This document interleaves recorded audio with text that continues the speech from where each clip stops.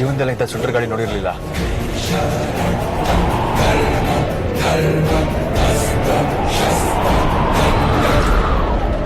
ಅಮೃತವ್ರೆ, ಅಮೃತವ್ರೆ,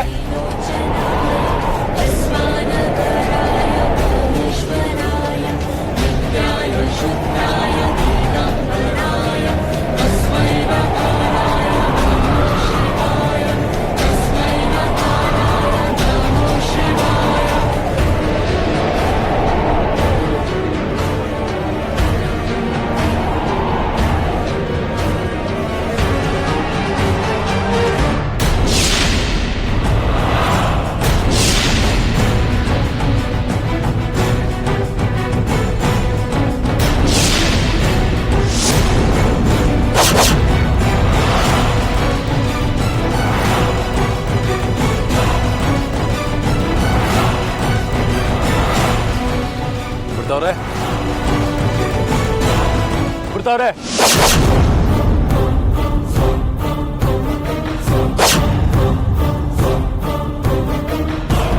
ಒಳ್ಳೆ ಕೆಲಸಕ್ಕೆ 108 ವಿಘ್ನ ಅನ್ನೋದು ನಿಜ. ಅಮೃತವ್ರೆ, ಅಮೃತವ್ರೆ, ಎಲ್ಲಿದ್ದೀರಾ? ಅಮೃತವ್ರೆ, ಅಮೃತವ್ರೆ, ಏನಾದರೂ ಆಗುತ್ತೆ ಅಂತಾನೆ ಅಜ್ಜಿ ವಿಷ್ಣುಪುರಕ್ಕೆ ಹೋಗೋದು ಬೇಡ, ಪೂಜೆ ಮಾಡಿಸೋದು ಬೇಡ ಅಂತ ಹೇಳಿದ್ದು. ಎಲ್ಲಿ ಹೋದ್ರಪ್ಪ ಇವರು? ಅಮೃತವ್ರೆ, ಅಮೃತವ್ರೆ, ಗಂಭೀರ ಸಿಂಹಗ್ರಾವ ಕ್ಷೇತ್ರವಾಸ ಜಯಸಿಂಹ ದೈತ್ಯಾಂತ ದಿಗ್ಯುದ್ಘಾತ ದೀಕ್ಷಾರೂಕ್ಷ ನರಸಿಂಹ ವಿಸ್ತೃತ ವಿಸ್ತೃತ ಕರ್ಕಶ ಚಾಲಿತ ದೀರ್ಘಹಸ್ತ ವಿಶ್ವಹಿತ ಶಕ್ತಿಯುತ ಶಂಕರ ಚಕ್ರಕರ ಜ್ವಾಲಾಕೇಸರ ಸಿಂಹ ಶೂರಾನಕರಣ ಸಿಂಹ ಶಶ್ವತ್ ಶಾಂತಿ ಸಂಸ್ಥಾಪನಾರ್ಥಕ ಲೋಕಧ್ವಂತ ವಿಧ್ವಂಸಕಾರಕ ಮೃತ್ಯುಂಜಯ ವಿಜಯ ನಾರಸಿಂಹ. ಅಣ್ಣ, ನೀನೀಗ ಯೋಚನೆ ಮಾಡ್ತಾ ಕುತ್ಕೊಂಡ್ರೆ ಯಾವ ಪ್ರಯೋಜನ ಇಲ್ಲ. ಅಣ್ಣ ತಂಗಿ ಇಬ್ರು ಪಾಳೆಗಾರರ ತರ ಮೆರಿತಾ ಇದ್ದಾರೆ. ಅವರ ಅಟ್ಟಹಾಸನ ಮಟ್ಟ ಹಾಕದೆ ಹೋದ್ರೆ ನನ್ನ ಹೆಸರು ಧರ್ಮೇಂದ್ರನೇ ಅಲ್ಲ. ನೋಡಿ, ನೀವುಗಳು ನಾನು ಹೇಳೋದನ್ನ ಚಾಚು ತಪ್ಪದೆ ಮಾಡಬೇಕು. ಅವನು ಅದ್ ಹೇಗೆ ಪೂಜೆನ ನೆರವೇರಿಸ್ತಾನೆ ಅಂತ ನಾನು ನೋಡ್ತೀನಿ. ಏನ್ ಮಾಡ್ಬೇಕು ಅಣ್ಣ?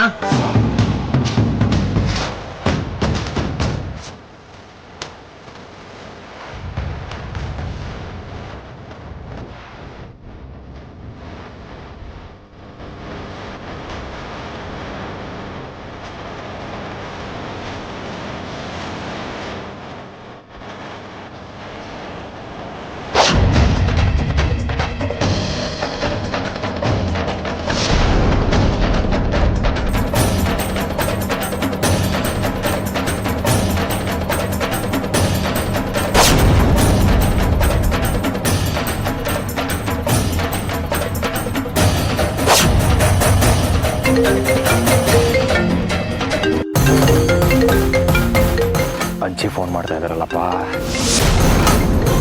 ಫೋನ್ ಎತ್ತಿದ್ರೆ ಅಮೃತವ್ರು ಎಲ್ಲಿ ಅಂತ ಕೇಳ್ತಾರೆ. ಏನಂತ ಉತ್ತರ ಕೊಡೋದು? ತ್ರಿವೇಣಿ ಸರಿಯಾದ ಸಮಯಕ್ಕೆ ಫೋನ್ ಮಾಡಿದ್ದಾಳೆ. ಅವಳಿಗೆ ಇಲ್ಲ ಆಗ್ತಿರೋದನ್ನೆಲ್ಲ ಅಜ್ಜನವ್ರು ಹೇಳಿದ್ರೆ ನೀವು ವಿಷ್ಣುಪುರಕ್ಕೆ ಹೋಗೋದು ಬೇಡ, ವಾಪಸ್ ಬಂದ್ಬಿಡಿ ಅಂತ ಹೇಳ್ತಾಳೆ. ಹಾಗೇನಾದ್ರೂ ಆದ್ರೆ ನಾನು ನೆಮ್ಮದಿಯಾಗಿರ್ಬೋದು. ರಿಸೀವ್ ಮಾಡೋದೇ ಬೇಡ.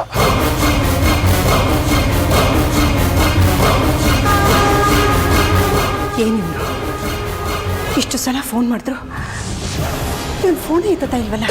ಹೋಗೋದು ಬೇಡ ಅಂತ ಕಿಳಿಗೆ ಹೇಳ್ದಂಗೆ ಹೇಳಿದೆ. ನನ್ನ ಮಾತೇ ಕೇಳಿಲ್ಲ ಇವನು.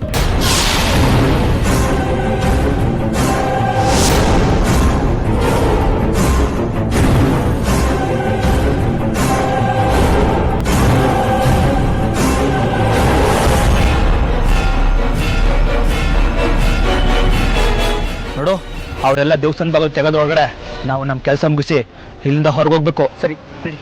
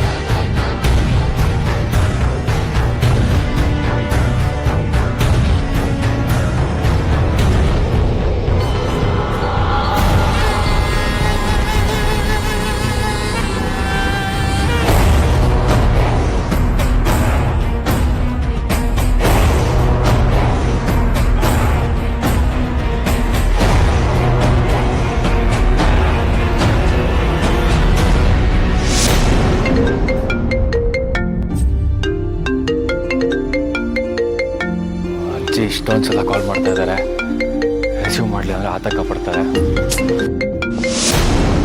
ಎಷ್ಟು ಸಲ ಅಂತ ನಿನ್ನ ಫೋನ್ ಮಾಡೋದು? ಯಾಕೋ ಫೋನ್ ತೆಗಿತಾ ಇಲ್ಲ ನೀನು? ಅದು ಅಜ್ಜಿ ಸೈಲೆಂಟ್ ಹಾಕಿದ್ದೆ.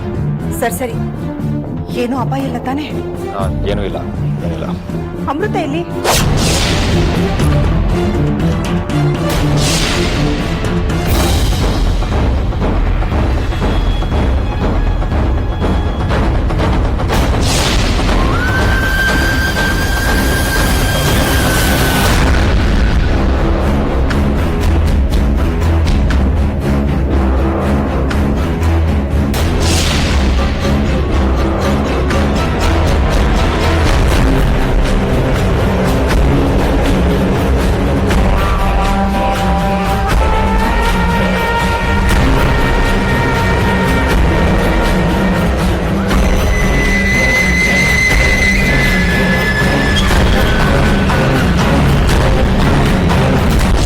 ಅರ್ಜುನ್, ನಿನ್ನೆ ಕೊಣ ಹೇಳ್ತಾ ಇರೋದು. ಅಮೃತ ಇಲ್ಲಿ? ಅವರು ವಾಶ್ರೂಮ್ಗೆ ಹೋಗಿದ್ದಾರೆ. ಓ ಹೌದಾ? ಎಲ್ಲಿದ್ದೀರಾ ನೀವು? ತಿಂಡಿಗೆ ಅಂತ ಗಾಡಿ ನಿಲ್ಸಿದ್ವಿ, ವಾಶ್ರೂಮ್ಗೆ ಹೋಗಿದ್ದಾರೆ. ಸರಿ, ಅವಳು ಬಂದ್ಮೇಲೆ ಫೋನ್ ಮಾಡಿಸು, ಮರಿಬೇಡ. ಸರಿ, ಹುಷಾರು ಕಣೋ.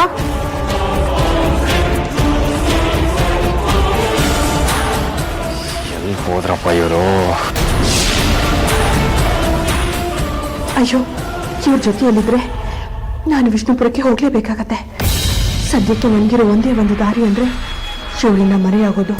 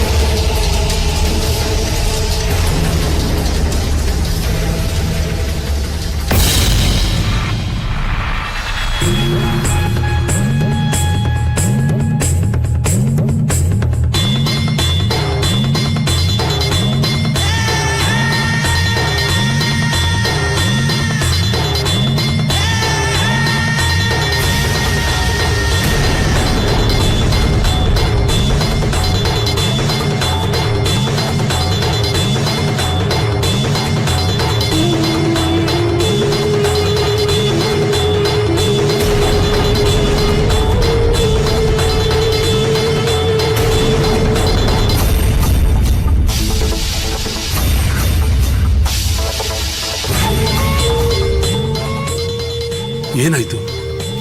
ನಾನು ಎಷ್ಟೇ ಪ್ರಯತ್ನ ಪಟ್ಟರು ಸಹ ಅಲ್ಲಾಡ್ತಾನೆ ಇಲ್ವಲ್ಲ. ಇದು ಅಪಶಕುನನೋ ಶುಭ ಶಕುನನೋ ಗೊತ್ತಾಗ್ತಾ ಇಲ್ಲ. ಈ ಸಲ ನಾನು ಪೂಜೆ ಮಾಡಲಿಲ್ಲ ಅಂದರೆ ನನಗೆ ಈ ವಿಷ್ಣುಪುರದಲ್ಲಿ ಮರ್ಯಾದೆನೇ ಇರಲ್ಲ.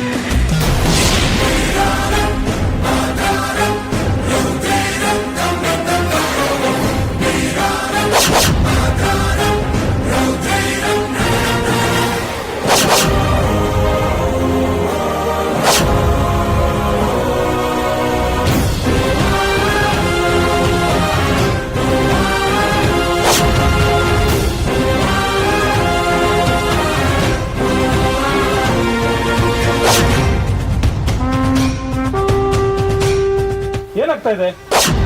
ಬಾಗಿಲು ತೆಗೋಕೆ ಆಗ್ತಾ ಇಲ್ಲ. ನಿಮ್ ಕೈಗೆ ಬಾಗಿಲು ತೆಗೆಯಕ್ಕಾಗ್ಲಿಲ್ಲ ಅಂದ್ರೆ ಏನರ್ಥ? ಯಾಕೋ ಶುಭ ಅಲ್ಲ.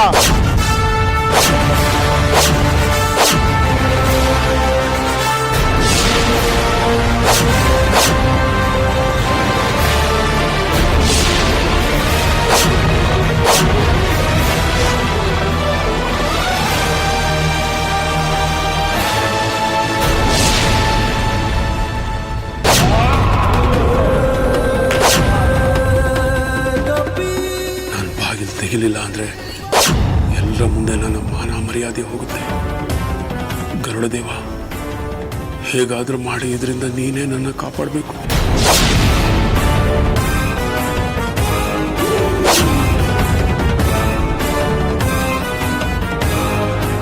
ದೇವ್ರೆ, ನಿನ್ನ ನಂಬಿದ್ದೀನಿ. ನಮ್ದವರನ್ನ ನೀನು ಯಾವತ್ತೂ ಕೈ ಬಿಟ್ಟಿಲ್ಲ ಅಂತ ನನ್ಗೆ ಗೊತ್ತು.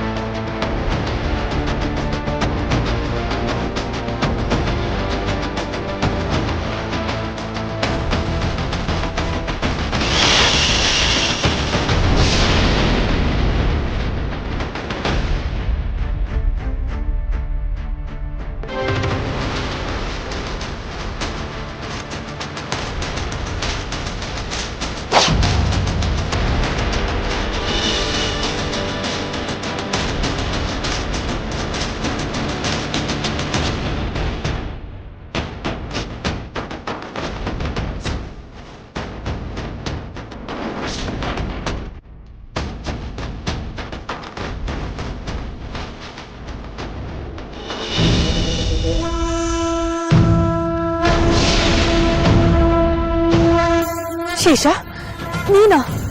ನಾನೇ. ಯಾಕೆ ಹೀಗೆ ಓಡ್ತಾ ಇದೀಯ ಅಮೃತ ನೀನು? ಅರ್ಜುನ್ ಅವ್ರು ನನ್ನನ್ನ ವಿಷ್ಣುಪುರಕ್ಕೆ ಕರ್ಕೊಂಡು ಹೋಗ್ತಾ ಇದ್ದಾರೆ. ನಾನು ಅಲ್ಲಿಗೆ ಹೋದ್ರೆ ನನ್ನ ಸಾವನ್ನ ನಾನೇ ತಂದ್ಕೊಂಡ ಹಾಗೆ. ಹಾಗಂತ ನೀನ್ ಮನೆಗೆ ಹೋದ್ರೆ ಆ ರುದ್ರ ನಿನ್ನ ಕೊಲ್ದೇ ಇರ್ತಾನ? ಈಗ ನಾನು ಏನ್ ಮಾಡ್ಲಿ ಶೇಷ? ರುದ್ರನ್ ಜೊತೆ ಹೋರಾಡಿದ್ರೆ ಬದುಕೋ ಅವಕಾಶ ಇರುತ್ತೆ. ಆದ್ರೆ ಆ ವಿಷ್ಣುಪುರಕ್ಕೆ ಹೋದ್ರೆ ಗರುಡ ದೇವರ ಕೋಪಕ್ಕೆ ನಾನು ಬಲಿ ಆಗೋದು ನಿಶ್ಚಿತ. ಶಕ್ತಿಯಿಂದ ಆಗದೆ ಇರೋದನ್ನ ಯುಕ್ತಿಯಿಂದ ಮಾಡ್ಬೇಕು ಅನ್ನೋ ನಾನ್ ನೋಡಿಯೇ ಇದೆಯಲ್ಲ ಅಮೃತ. ನೀನ್ ಹೀಗೆ ಹೇಳಿದ್ರೆ ನನ್ಗೇನ್ ಅರ್ಥ ಆಗುತ್ತೆ ಶೇಷ? ಅದೇನು ಅಂತ ಬಿಡಿಸಿ ಹೇಳು. ನಿನಗೆ ನಾಗಮಣಿ ಬೇಕು ಅಂದ್ರೆ ನಿನ್ನ ಕೈಗೆ ವಿಷ್ಣು ಸಿಗ್ಬೇಕು. ವಿಷ್ಣು ಅವರಿಗೆ ಸಿಗ್ಬೇಕಂದ್ರೆ ಅರ್ಜುನ್ ವಿಷ್ಣುಪುರಕ್ಕೆ ಹೋಗಿ ಪೂಜೆ ಮತ್ತು ಹೋಮ ಮಾಡಿಸ್ಲೇಬೇಕು. ನೀವ್ ಹೇಳ್ತಾ ಇರೋದನ್ನ ನೋಡ್ತಿದ್ರೆ ನಾನು ಅರ್ಜುನ್ ಅವ್ರ ಜೊತೆ ವಿಷ್ಣುಪುರಕ್ಕೆ ಹೋಗ್ಬೇಕು ಅಂತ ಹೇಳ್ದಾಗಿದೆ. ಅದನ್ನ ಬಿಟ್ರೆ ನಿಂಗೆ ಬೇರೆ ದಾರಿನೇ ಇಲ್ಲ ಅಮೃತ. ನೀನು ಅರ್ಜುನ್ ಜೊತೆ ವಿಷ್ಣುಪುರಕ್ಕೆ ಹೋಗು. ಆದ್ರೆ ನೀನು ಪೂಜೆಯಲ್ಲಿ ಕುಳಿತುಕೊಳ್ಳದೆ ಏನಾದ್ರೂ ಕಾರಣ ಹೇಳಿ ತಪ್ಪಿಸ್ಕೊ. ಅಕಸ್ಮಾತ್ ನಾನು ದೇವಸ್ಥಾನಕ್ಕೆ ಹೋದ್ರೆ ಏನಾಗ್ಬೋದು? ಆ ಗರುಡ ದೇವಸ್ಥಾನದಲ್ಲಿ 2 ವರ್ಷದಿಂದ ಪೂಜೆ ಆಗಿಲ್ಲ. ಅದಕ್ಕೆ ಅಲ್ಲಿನ ಮೂಲ ದೇವರು ಕೋಪದಲ್ಲಿದ್ದಾನೆ. ಇನ್ನ ಅವನ ಸನ್ನಿಧಾನಕ್ಕೆ ಸರ್ಪಗಳು ಪ್ರವೇಶ ಆದ್ರೆ ಆ ಗರುಡನಿಗೆ ಇನ್ನೂ ಕೋಪ ಬರುತ್ತೆ. ಆ ಕೋಪದಲ್ಲಿ ಏನ್ ಬೇಕಾದ್ರೂ ಆಗ್ಬೋದು. ಅಮೃತ ಅವರೇ,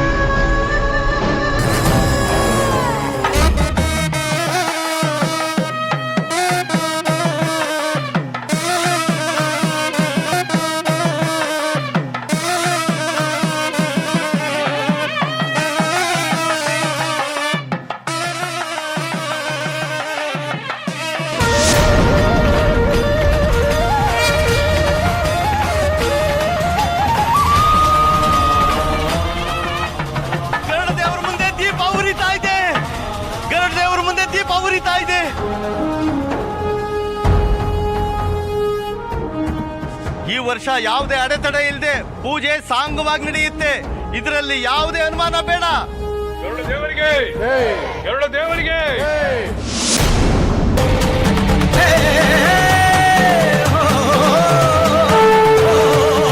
ಅಮೃತ ಅವರೇ, ನಿಮ್ಮನ್ನ ಎಲ್ಲೆಲ್ಲಿ ಅಂತ ಹುಡ್ಕೋದು ನಾನು. ಅರ್ಜುನ್ ಅವರೇ, ಅದೆಂತ ಬಿರುಗಾಳಿ!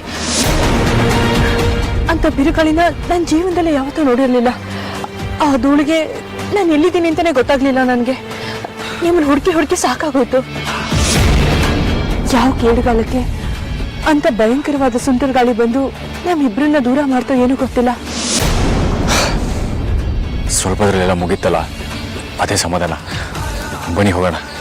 ಇನ್ನೂ ಎಷ್ಟು ದೂರ ಇದೆ? ಇನ್ನೊಂದು 5-10 ಕಿಲೋಮೀಟರ್ ಇರ್ಬೋದು. ಬನ್ನಿ ಬೇಗ ಹೋಗೋಣ.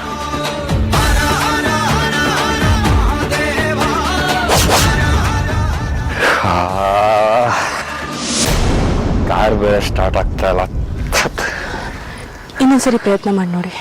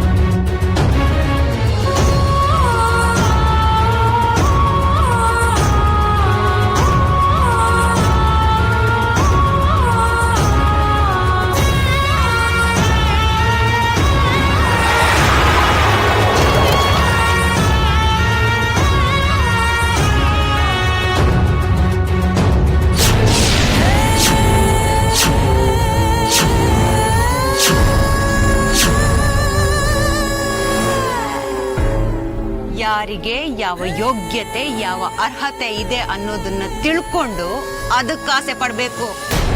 ಆನೆ ಅಂಬಾರಿ ಹೊರತ್ತೆ ಅಂತ ಆಡು ಕೂಡ ಅಂಬಾರಿ ಹೊರ ಕನಸ್ಕೊಂಡ್ರೆ ಹೇಗೆ? ನಾಯಕನಿಗೂ ನಾಯಿಗೂ ಸಮ ಆಗತ್ತಾ? ಏಯ್, ನಾಲಿಗೆ ಇದೆ ಅಂತ ಹರಿದಾಡೋದಕ್ಕೆ ಬಿಡಬೇಡ. ಸ್ವಲ್ಪ ಹದ್ದು ಬಸ್ತಲ್ಲಿ ಇಟ್ಕೋ. ಪದೇ ಪದೇ ನನ್ನ ತಂಟೆಗೆ ಬರ್ತಾ ಇದೆಯಾ? ಇದ್ರ ಪರಿಣಾಮ ನೆಟ್ಟಗಿರೋದಿಲ್ಲ. ಕೈಲಾಗದೆ ಇದ್ರು ಬಾಯ್ ಬಡ ಏನು ಕಡಿಮೆ ಇಲ್ಲ. ನಿನ್ನ ಟೈಮ್ ಚೆನ್ನಾಗಿತ್ತು, ನೀನಿನ್ನು ಉಳ್ಕೊಂಡಿದ್ಯಾ. ಗರುಡ ವಂಶದ ವೈರತ್ವ ಕಟ್ಕೊಂಡು ನಿನ್ನ ಬಿಟ್ರೆ ಬೇರೆ ಯಾರು ಉಳಿದಿಲ್ಲ. ಏ, ಉರಿಯೋ ಸೂರ್ಯನ್ಗೂ ಮುಪ್ಪು ಬಂದು ಮುಳುಗ್ತಾನೆ. ಅಂತದ್ರಲ್ಲಿ ನೀವೇ ಶಾಶ್ವತ ಅಂತ ಮೆರಿಬೇಡಿ. ಗರುಡ ವಂಶಕ್ಕೆ ಗರುಡ ದೇವಸ್ಥಾನ ಅಂತ 100 ವರ್ಷಗಳ ಹಿಂದೆನೆ ಬರ್ದಿದೆ. ಅದನ್ನ ತಪ್ಸೋದಕ್ಕೆ ನಿನ್ನಿಂದ ಆಗಲ್ಲ ಅಂತ ಪ್ರಯತ್ನನೂ ಪಡ್ಬೇಡ. ಮೊದ್ಲಿನಿಂದ ತೊಲಗು. ಅಣ್ಣ ತಂಗಿ ಎಷ್ಟು ದಿನ ಆರ್ಭಟಿಸ್ತಿರೋ ಆರ್ಭಟಿಸಿ. ನಿಮ್ಮ ಆರ್ಭಟನ ಹೇಗ್ ತಣ್ಣಗ್ ಮಾಡ್ಬೇಕು ಅಂತ ನನಗೆ ಚೆನ್ನಾಗಿ ಗೊತ್ತು.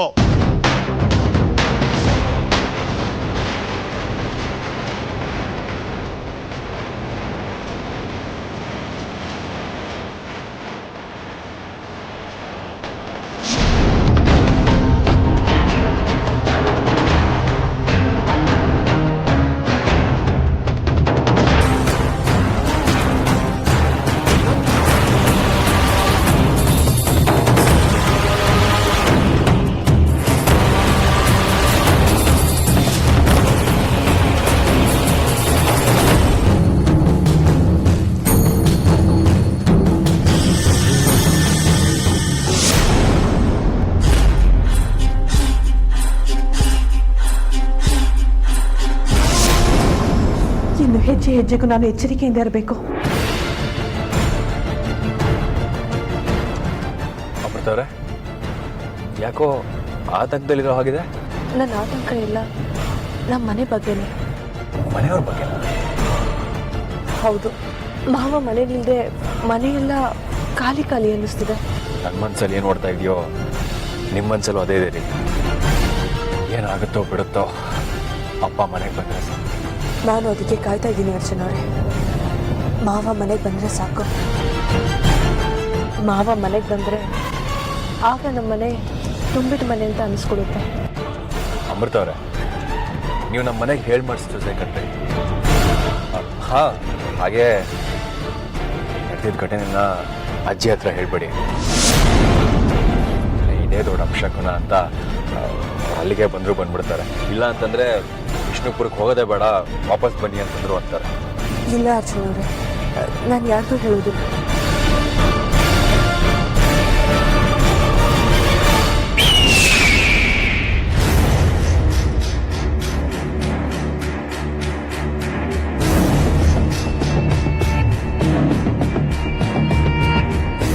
ನಿಲ್ಸಿ ನಿಲ್ಸಿ ನಿಲ್ಸಿ ನಿಲ್ಸಿ ನಿಲ್ಸಿ ನಿಲ್ಸಿ ನಿಲ್ಸಿ ನಿಲ್ಸಿ. ಎಲ್ಲಿಗೆ ಹೋಗ್ತಾ ಇದ್ದೀರಾ? ವಿಷ್ಣುಪುರಕ್ಕೆ. ನೀವು ಹೋಗೋಗಿಲ್ಲ, ವಾಪಸ್ ಹೋಗಿ. ಯಾಕೆ? ವಿಷ್ಣುಪುರದಲ್ಲಿ ಗರುಡ ಹೋಮ ಮತ್ತೆ ಪೂಜೆ ನಡೀತಾ ಇದೆ. ಅದಕ್ಕೆ ನಮ್ಮ ಮೂರ್ನವ್ರು ಬಿಟ್ಟು ಹೊರಗ್ನವ್ರು ಯಾರು ಬರಂಗಿಲ್ಲ. ನೋಡಿ, ನಾವು ತುಂಬಾ ದೂರದಿಂದ ಬಂದಿದ್ದೀವಿ, ದಯವಿಟ್ಟು ನಮ್ಮನ್ನ ಒಳಗ್ ಬಿಡಿ.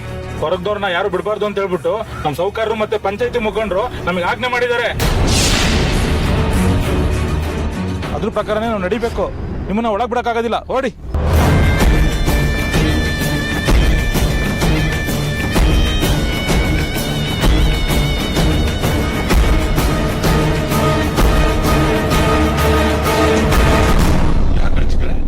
ಏನಾಯ್ತು? ಯಾಕೆ ತಡಿತಾ ಇದ್ದೀರಾ?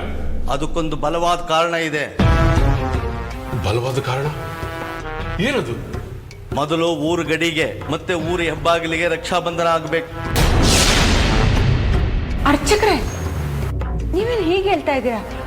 ಪೂಜೆ ಆದ್ಮೇಲೆ ನೀವೇ ತಾನೇ ತೀರ್ಥ ಪ್ರೋಕ್ಷಣೆ ಮಾಡೋದು, ರಕ್ಷಾಬಂಧನ ಮಾಡೋದು? ಈ ಸಲ ಆಗೋದಿಲ್ಲ.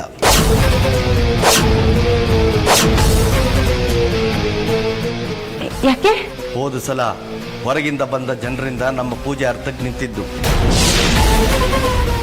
ಅದಕ್ಕೆ ಈ ಸಲ ಊರ ಹೆಬ್ಬಾಗ್ಲಲ್ಲಿ ಜನರನ್ನಿಟ್ಟು ಹೊರಗಿಂದ ಯಾವ ಜನರನ್ನು ಬಿಡಬಾರ್ದು ಅಂತ ಆಜ್ಞೆ ಮಾಡಿದ್ದೀನಿ. ಹಾಗಾದ್ರೆ ಮತ್ತಿನ್ನೇನು ಭಯ? ಬರೀ ಅದರಿಂದ ಮಾತ್ರ ನನಗೆ ತೃಪ್ತಿ ಸಿಗೋದಿಲ್ಲ. ಬರೀ ಮನುಷ್ಯರು ಬರದೇ ಇರಬಹುದು, ಆದರೆ ಯಾವುದಾದ್ರೂ ನಾಗಗಳು ನಮ್ಮ ದೇವಸ್ಥಾನಕ್ಕೆ ಅಕ್ಕಪಕ್ಕ ಬಂದರೂ ಕೂಡ ಅಮಂಗಳ ಆಗುತ್ತೆ.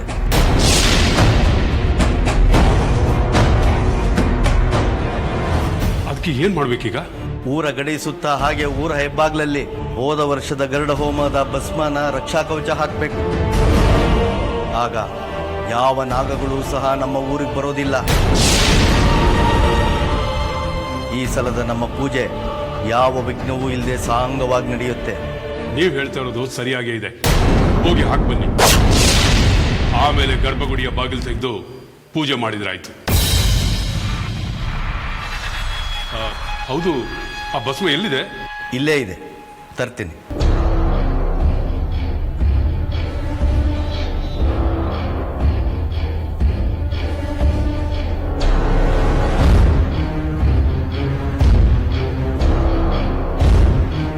ಹೋಗಿ ಬನ್ನಿ. ಸಾಧ್ಯ ಇಲ್ಲ. ಯಾಕೆ? ನಾನು ಅಲ್ಲಿಗೆ ಹೋಗಿ ಬರೋದ್ರಲ್ಲಿ ಮುಹೂರ್ತ ಮುಗಿದೋಗುತ್ತೆ. ಶುಭ ಮುಹೂರ್ತದಲ್ಲಿ ಗರ್ಭಗುಡಿ ತೆಗೆದು ಪೂಜೆ ಮಾಡೋದು ಮುಖ್ಯ. ಈ ಸಲ ಯಾವುದೇ ವಿಘ್ನಗಳಿಲ್ಲದೆ ನಮ್ಮ ಪೂಜೆ ನೆರವೇರಬೇಕು. ನಂದು ಅದೇ ಆಸೆ. ಆದರೆ ಯಾರು ಹೋಗ್ತಾರೆ? ಸೌಬಣಿಗ, ಇದರ ಜವಾಬ್ದಾರಿನ ನೀ ತಗೋ. ಊರಿನ ಗಡಿಗೆ ಹಾಗೂ ಹೆಬ್ಬಾಗಿಲಿಗೆ ಈ ಭಸ್ಮನ ಹಾಕ್ಬಿಟ್ ಬಾ. ಸರಿ ಅಣ್ಣ. ಅರ್ಚಕ್ರೆ, ಕೊಡಿ. ಬರ್ತೀನಿ. ಇಲ್ಲಿ ಇನ್ನೊಂದು ಶಾಸ್ತ್ರ ಇದೆ, ಅದನ್ನು ಮುಗಿಸ್ಕೊಂಡು ಹೋಗಿ ಬನ್ನಿ. ಸರಿ ಅರ್ಚಕ್ರೆ, ಬನ್ನಿ.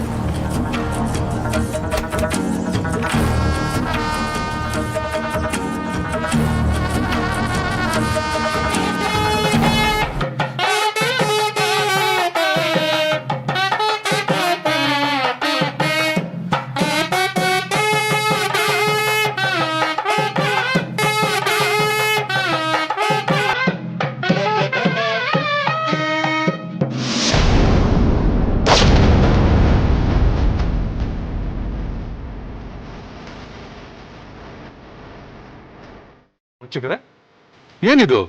ತೆಂಗಿನಕಾಯಿ, ಕುಂಬಳಕಾಯಿ, ನಿಂಬೆಹಣ್ಣು, ಬಾಳೆದಿಂಡು? ಕ್ಷುದ್ರ ದೇವರುಗಳನ್ನ ಪ್ರಸನ್ನಗೊಳಿಸಲು ಪ್ರಾಣಿ ಬಲಿ ನೀಡ್ತಾರೆ. ಹಾಗೆ ನಮ್ಮ ಈ ದೇವರನ್ನ ಪ್ರಸನ್ನಗೊಳಿಸಲು ಈ ಬಲಿಗಳನ್ನ ನೀಡಲೇಬೇಕು. ಹೌದಾ? ಹೌದು. ಯಾಕಂದ್ರೆ ಕಳೆದ 2 ವರ್ಷಗಳಿಂದ ಯಾವ ಪೂಜೆ ಹೋಮ ಕೂಡ ಆಗಿಲ್ಲ ಅನ್ನೋದು ನಿಮ್ಗೆ ಗೊತ್ತಿದೆ. ಅದಕ್ಕೆ ಹೀಗೆ ಸಾಂಕೇತಿಕವಾಗಿ ಬಲಿ ಕೊಟ್ಟು ಪೂಜೆ ಮಾಡೋದ್ರಿಂದ ಯಾವ ಅಡೆತಡೆಗಳು ಆಗೋದಿಲ್ಲ, ಯಾವ ಅನಾಹುತನೂ ಆಗೋದಿಲ್ಲ. ಶತ್ರುಘ್ನ ಅವರೇ, ಭಕ್ತಿಯಿಂದ ದೇವರನ್ನ ಪ್ರಾರ್ಥನೆ ಮಾಡಿ ಶಾಸ್ತ್ರ ಶುರು ಮಾಡಿ. ಸರಿ.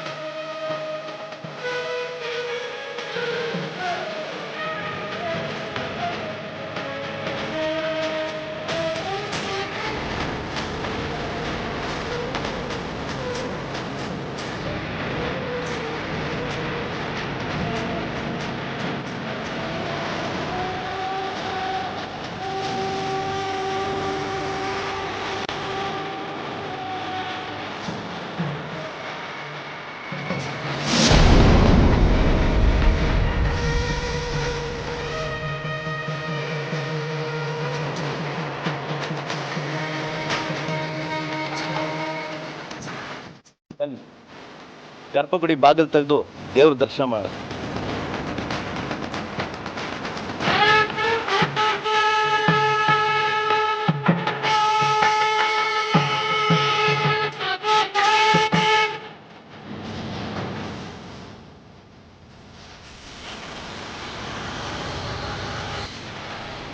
ಶತ್ರುಘ್ನ ಅವರೇ, ನೀವೇ ಗರ್ಭಗುಡಿ ಬಾಗಿಲು ತೆಗೀರಿ.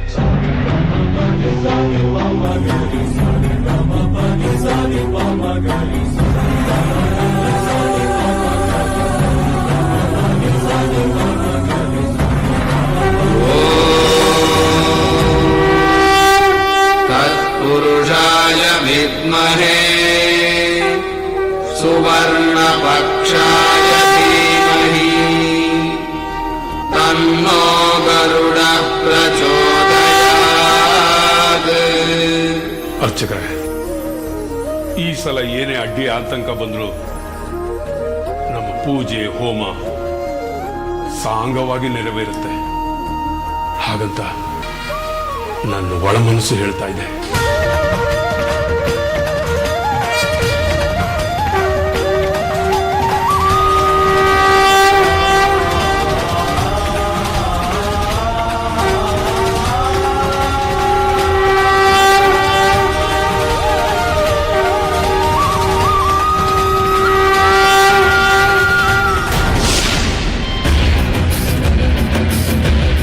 ಅಣ್ಣ, ನಿಮ್ಗಾದ ಅವಮಾನ ನೆನೆಸ್ಕೊಂಡು ಹೀಗೆ ಒಳಗೊಳಗೆ ಒದ್ದಾಡೋದಲ್ಲ.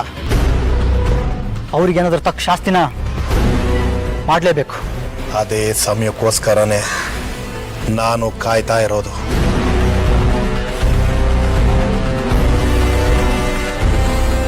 ಅಣ್ಣ, ಆ ಸಮಯ ಬಂದಾಯ್ತು. ಏನು?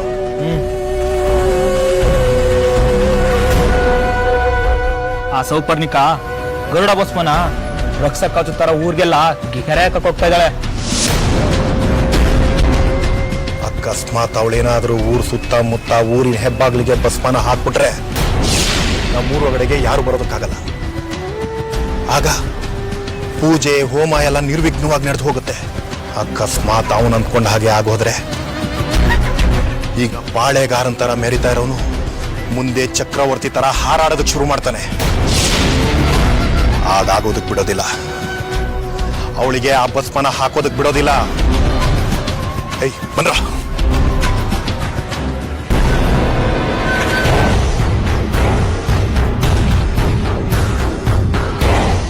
ದಯವಿಟ್ಟು ಅರ್ಥ ಮಾಡ್ಕೊಳ್ಳಿ, ನಾವು ತುಂಬಾ ದೂರದಿಂದ ಬಂದಿದ್ದೀವಿ. ನೋಡಿ ಸ್ವಾಮಿ, ನೀವು ಎಷ್ಟು ದೂರದಿಂದ ಬಂದಿದ್ರು ಅಷ್ಟೇ. ಊರ್ ಒಳಗಡೆ ಬಿಡಕ್ಕಾಗೋದಿಲ್ಲ ಅಂದ್ರೆ ಬಿಡಕ್ಕಾಗೋದಿಲ್ಲ ಅಷ್ಟೇ. ನೀವೇ ನೋಡಿ.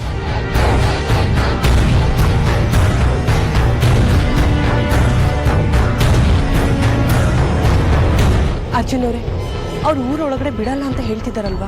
ಬನ್ನಿ, ಸುಮ್ಮನೆ ಯಾಕೆ ವಾದ, ವಾಪಸ್ ಹೊರಟೋಗ್ಬಿಡೋಣ.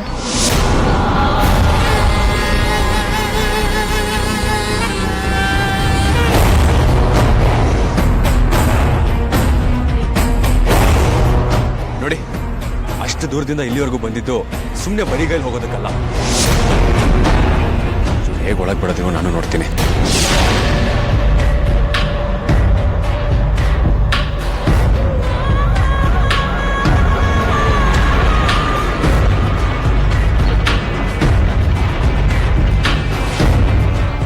ನೋಡಿ, ಪ್ಲೀಸ್ ನಮ್ಮನ್ನು ಒಳಗೆ ಬಿಡಿ.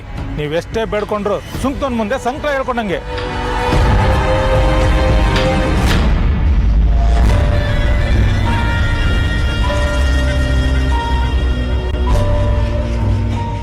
ನಿಮ್ ವರ್ತನೆ ಅರ್ಥ ಆಗ್ತಾ ಇಲ್ಲ. ಇಷ್ಟಕ್ಕೂ ಒಳಗೆ ಹಾಕ್ಬಿಡ್ತಾ ಇಲ್ಲ. ನಮ್ಮೂರ್ ಗೌಡ ದೇವಸ್ಥಾನದಲ್ಲಿ ಪೂಜೆ ಮತ್ತೆ ಹೋಮ ನಡೀತಾ ಇದೆ. ಅದಕ್ಕೆ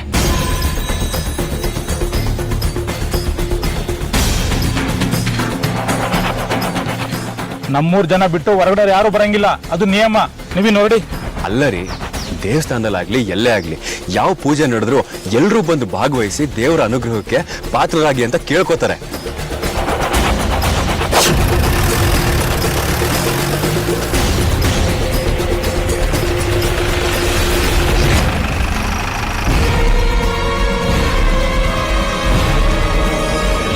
ನೀವು ದೇವಸ್ಥಾನಕ್ಕೆ ಬರಬೇಡಿ ಅಂತ ಹೇಳ್ತಾ ಇದೀರಲ್ಲ, ಅಲ್ಲ ನಿಮ್ಮ ದೇವಸ್ಥಾನ ನಿಮ್ಮ ಊರು ಭಾರತ ದೇಶದೊಳಗೆ ಇದೆಯಾ? ಯಾವ್ಯಾವ ಊರಲ್ಲಿ ಹೆಂಗೆಂಗಿದೆಯೋ ನಮಗೆ ಗೊತ್ತಿಲ್ಲ. ಇದು ನಮ್ಮ ವಿಷ್ಣುಪುರದ ಕಟ್ಲೆ, ನಾವು ಅದನ್ನ ತಲೆ ಬಾಗ್ಲೇಬೇಕು.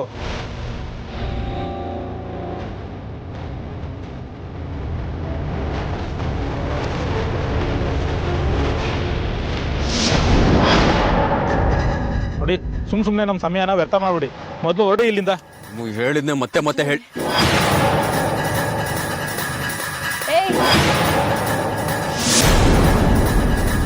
ಯಾರದು? ಏನ್ ಗಲಾಟೆ? ಅಕ್ಕ, ಯಾವುದೋ ದೂರದಿಂದ ಬಂದಿದಾರಂತೆ. ನಮ್ಮೂರಲ್ಲಿ ನಡೀತಾರೋ ಪೂಜೆಯಲ್ಲಿ ಇವ್ರು ಭಾಗವಹಿಸ್ಬೇಕಂತೆ. ಆಗೋದಿಲ್ಲ ಅಂತ ಮುಖಕ್ಕೆ ಹೊಡೆದಂಗೆ ಹೇಳಿ ಇಲ್ಲಿಂದ ಕಳ್ಸೋತಾನೆ. ನಾನು ಎಷ್ಟು ಹೇಳಿದ್ರು ಅವ್ರು ಕೇಳ್ತಾ ಇಲ್ಲಕ್ಕ, ಅವ್ರು ಹೋಗ್ತಾನೂ ಇಲ್ಲ. ನೋಡಿ, 2 ದಿನ ಹೊರಗಡೆಯವ್ರು ಯಾರು ಈ ಊರಿಗೆ ಬರೋ ಹಾಗಿಲ್ಲ. ದಯವಿಟ್ಟು ಇಲ್ಲಿಂದ ಹೊರಟೋಗಿ. ನಾವು ಅದೇ ದೇವಸ್ಥಾನದಲ್ಲಿ ಪೂಜೆ ಮಾಡಿಸ್ಬೇಕು ಅಂತ ಬಂದಿದ್ದೀವಿ. ಒಳ್ಳೆ ಮಾತಿಂದ ಒಂದ್ಸಲ ಹೇಳಿದ್ರೆ ಅರ್ಥ ಆಗಲ್ವಾ? ಎಲ್ಲಿಂದ ಹೋದ್ರೆ ಸರಿ. ಏನೋ ಅರ್ಜುನವ್ರೆ, ನಾವು ಬಂದಿರೋದು ಬೇರೆ ಊರಿಗೆ. ಇಲ್ಲಿನ ಸಂಪ್ರದಾಯ ಪದ್ಧತಿಗಳು ಏನಿರುತ್ತೆ ಏನೋ ಗೊತ್ತಿಲ್ಲ. ದಯವಿಟ್ಟು ಸುಮ್ಮನೆ ಇದ್ಬಿಡಿ. ಅಲ್ಲ ರೀ, ದಯವಿಟ್ಟು ನನ್ನ ಮಾತು ಕೇಳ್ತೀರಾ?